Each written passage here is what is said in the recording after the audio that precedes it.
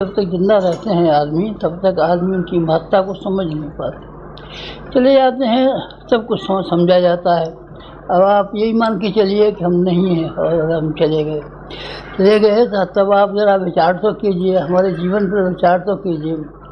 पुराना इतिहास में नहीं सुना रहा हूँ, पुराण नहीं सुना रहा हूँ, कथा नहीं सुना रहा हूँ, कोई आपको उपदेश नहीं कर रहा हूँ।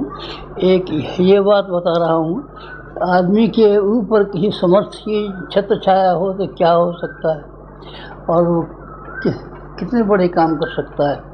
आपके जैसे दो हाथ हमारे भी हैं, आपकी जैसी दो आंखें हमारे भी हैं, आपके जैसे दो कान हमारे भी हैं, लेकिन कुछ आपसे विशेष है।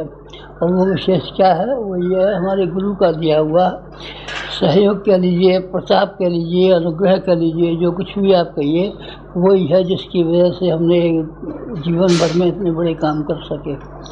काम आपको दिखाई पड़ते हैं, कामों की पृष्ठभूमि दिखाई नहीं पड़ती। आपको कामों की पृष्ठभूमि देखनी हो तो ज़रा विचार करना, कभी बैठ करके जब आपको फुर्सत मिले तब। तो जो आदमी ने काम किए, घटनाएं हुई, घटनाएं तो सरल हो जाती हैं, लेकिन घटनाओं के पीछे जो दृष्टिकोण होता है और घटनाओं के पीछे जो शक्ति और आधार होता है, घटनाओं के पीछे जो उसके परिणाम और प्रतिक्रिया होती हैं, ये बाद में मालूम पड़ती हैं अथवा दिव्य चक्षुओं से मालूम पड़ती हैं, केवल आँखों से नहीं मालूम पड़ती हैं। आँखों से देखी नहीं जा सकती, आँखों से तो भूल जाता है आदमी। आप तो 1000 कुंडी यज्ञ को भी भूल गए होंगे, ज़्यादा दिन हो गए ना, 20 साल होने को आते हैं, अब भूल गए होंगे, कोई आप में से रहे भी नहीं होंगे शायद।